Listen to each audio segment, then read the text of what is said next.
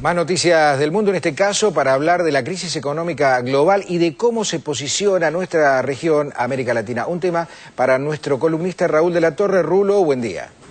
Buen día, gracias Pedro. Y estamos justamente con otro Pedro, en este caso el doctor Pedro Páez, que nos acompaña. Él es titular de la Comisión Presidencial Ecuatoriana para la Nueva Arquitectura Financiera. ¿Qué es la Nueva Arquitectura Financiera? Es una respuesta que se viene elaborando ya hace años a la situación financiera y la necesidad de la región para tener sus propios instrumentos, sus propias herramientas. Con el tiempo se convirtió también en una respuesta a la crisis. Pedro, la primera pregunta que te quería hacer para introducirnos al tema es ¿cómo está hoy América Latina frente a la crisis económica mundial que aparentemente no la golpeó, no la afectó en una primera instancia, en un primer round, pero es una crisis que no desapareció del escenario? Así es, yo creo que debajo de la superficie, y muchas gracias por la invitación, Raúl, más allá de los indicadores superficiales, en realidad lo fundamental de la crisis estructural del sistema se mantiene y se ha profundizado. Y lo que estamos viendo, la noticia que acabamos de oír de los problemas en Estados Unidos que van a provocar políticas de más austeridad, tenemos las políticas de ajuste de austeridad en Europa, paradójicamente en el propio Japón están aprovechando lo que dice Naomi Klein, la doctrina del shock, justamente estudiando el caso de Argentina, ¿no es cierto? Cómo se aprovecha este tipo de situaciones de dificultad social para profundizar las medidas neoliberales. Eso va a pasar en el Japón a propósito de esta tragedia. En China están diciendo que la economía está sobrecalentada. Y si ustedes se fijan, empieza a darse un consenso también en América Latina de que la economía está sobrecalentándose y que hace falta empezar a enfriarla, recortando el gasto público, recortando el crédito, aumentando las tasas de interés.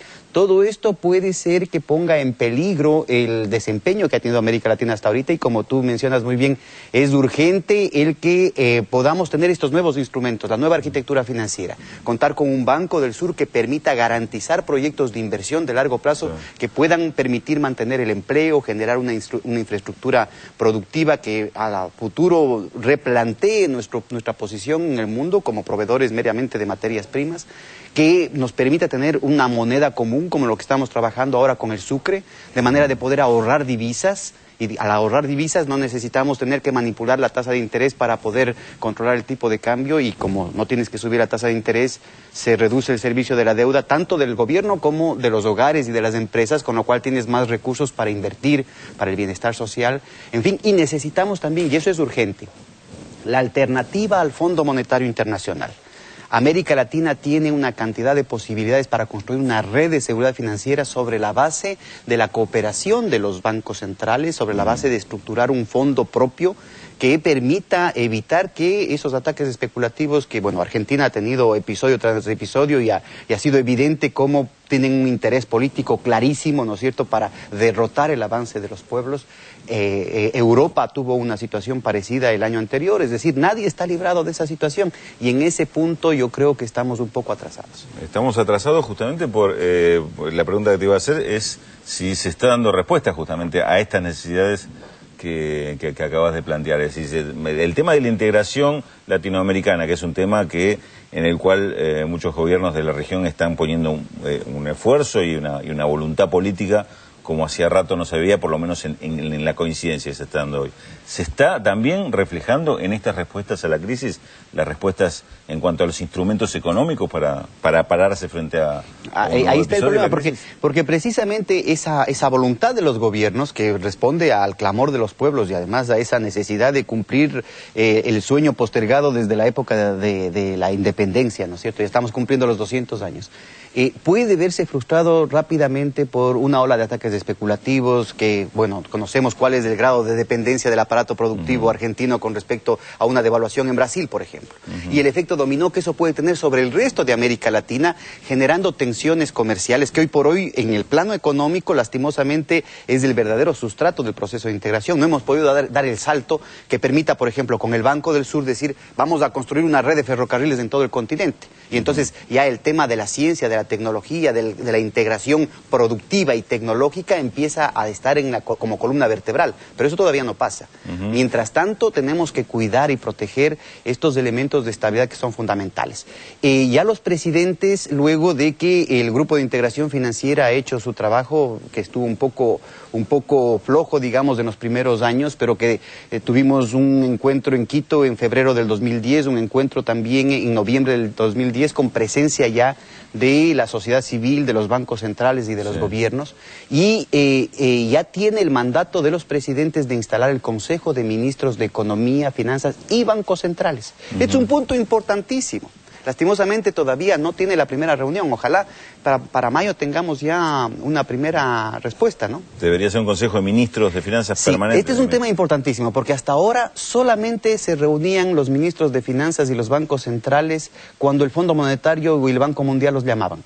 Antes de eso, los bancos centrales, con el prurito de la independencia, de la autonomía, no querían contaminarse para hablar de eso. Ahora se está creando como un organismo de UNASUR, ¿no es cierto?, una instancia, un foro, donde van a empezar a discutirse estos temas. En el caso del Ecuador, nosotros teníamos organizado un seminario precisamente sobre estas fragilidades, la posibilidad de ataques especulativos, la necesidad de regulación y controles de capitales para Quito en abril, pero en conversaciones con el viceministro Roberto Feletti hemos visto la posibilidad de cambiar la fecha para 16, 17 de mayo, e inclusive si es que el gobierno argentino considera conveniente, estamos dispuestos a pasar el paquete dentro de nuestras posibilidades muy exiguas en términos de recursos, pero sí la cooperación de una cantidad de expertos de todo el mundo que estarían dispuestos a venir a Quito o a Buenos Aires para hacer el marco en el que la sociedad civil, la academia también participa de la instalación de este Consejo de Ministros. Mencionaste recién el tema de concurrir cuando nos llaman a discutir de ciertos temas. Quería pedirte una opinión sobre el funcionamiento del Grupo de los 20 y la participación de los países de Latinoamérica. Es la reproducción del mismo problema, ¿no?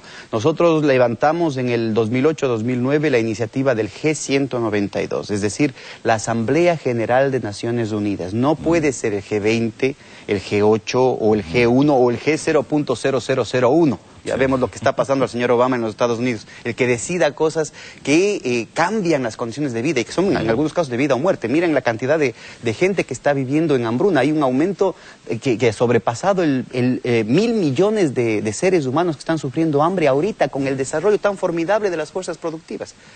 Gente más pasando hambre, pasando incertidumbre, perdiendo el empleo, mientras que los bonos multimillonarios de los banqueros en todas partes del mundo aumenta y los mismos bancos que crearon la crisis siguen aumentando su poder y siguen comprando otras empresas.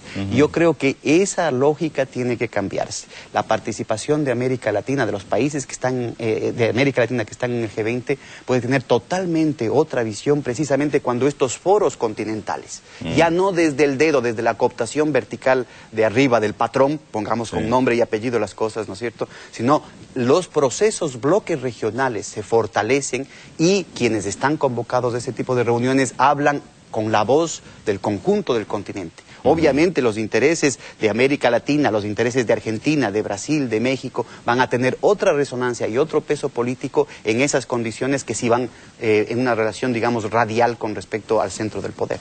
Hay varios episodios, recién veíamos también una síntesis de lo que es la situación hoy en las elecciones en Perú, con un candidato que casi como una denuncia lo acusan de estar relacionado con Hugo Chávez de Venezuela. Lo vimos en Bolivia también con Evo Morales, pasa en otros países, pasa en Argentina, con el tema también de que se trata de vincular al gobierno con Hugo Chávez, como si esto fuera pernicioso y para tratar de hablar mal del gobierno. ¿Cómo es este tema de la integración entre la región y ciertos sectores que se repite, ciertos sectores claramente identificados a qué intereses responden, que tratan de, digamos, diabolizar este tipo de relaciones? Todas ¿Cómo lo esas estás viendo? polarizaciones absolutamente ideologizadas y dogmáticas que corresponden más bien a una mentalidad de Guerra Fría van a poder superarse cuando tengamos al Banco del Sur funcionando.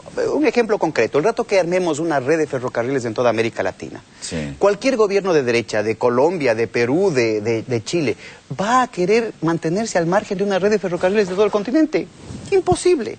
Ese momento empiezan a haber intereses pragmáticos concretos. El tema del Sucre en ese sentido es clarísimo. En el Ecuador inventaron todo tipo de fantasmas, todo tipo de miedos respecto a lo que era el Sucre, y de pronto los empresarios, con un poco de retraso, se dan cuenta de que es un mecanismo que les permite, muy pragmático, es una tarjeta de crédito que se abren mutuamente los bancos centrales y que te permiten evitar el uso del dólar, y por tanto no pasas por los mecanismos de crédito que cada vez son más caros y más escasos. Se dan cuenta de que están perdiendo plata y empiezan a recurrir al mecanismo más allá de lo que les decían los políticos que los adoctrinaban, ¿no es cierto?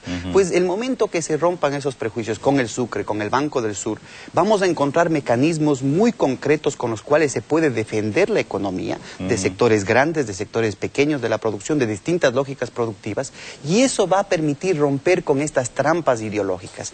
El Banco del Sur tiene ya la firma de 7 presidentes y lastimosamente solamente 2 parlamentos han ratificado, el Parlamento ecuatoriano y el Parlamento venezolano. Nos hace falta que los otros países lo hagan, ojalá. Solamente hacen falta 2 países más para empezar a trabajar con el Banco del Sur.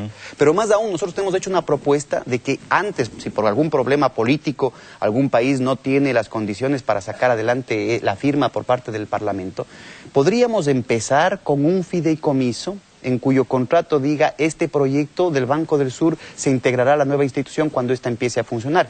Y en un par de meses podríamos empezar a desarrollar el proyecto de los ferrocarriles, el proyecto de la seguridad alimentaria, por ejemplo. Ahora que hay el tema de la especulación en el mercado de alimentos y que está poniendo en riesgo la provisión de sectores importantes. América Latina es un exportador neto de alimentos y tenemos gente desnutrida acá. El problema de la soberanía en el cuidado de la salud, ahora que están habiendo importantes avances aquí mismo en Argentina, que los laboratorios argentinos han dado muestras de un nivel de calidad mundial inapelable en los foros internacionales. Ya no tenemos que depender de lo que nos diga la FDA de los Estados Unidos o la institución certificadora de Europa. Necesitamos crear mecanismos que defiendan el interés de nuestros pueblos y tenemos las condiciones de manera inmediata. Aquí no hay nada de dogmatismos ideológicos. Diría, Pedro Páez, para terminar, que esta disputa que tienen muchos gobiernos de la región para ejecutar sus políticas con los parlamentos, con las derechas que expresan a los sectores dominantes, con los medios de comunicación, responden a un mismo patrón, en realidad, que tiene que ver no con situaciones nacionales, sino con un contexto internacional y regional particular. Lo que me parece que es evidente es que en esta situación de crisis estructural hay sectores oligárquicos e imperiales que no tienen ya la capacidad de lograr su reproducción, sus ganancias sobre la base de construir bienestar. Y que ahora el eje de sus ganancias es la especulación y el conflicto. La guerra siempre es un buen negocio y por eso América Latina tiene que hacer una apuesta firme por la paz y por el desarrollo. Los instrumentos los tenemos a la mano y no estamos hablando de un tema de construcción de aquí a 10 años.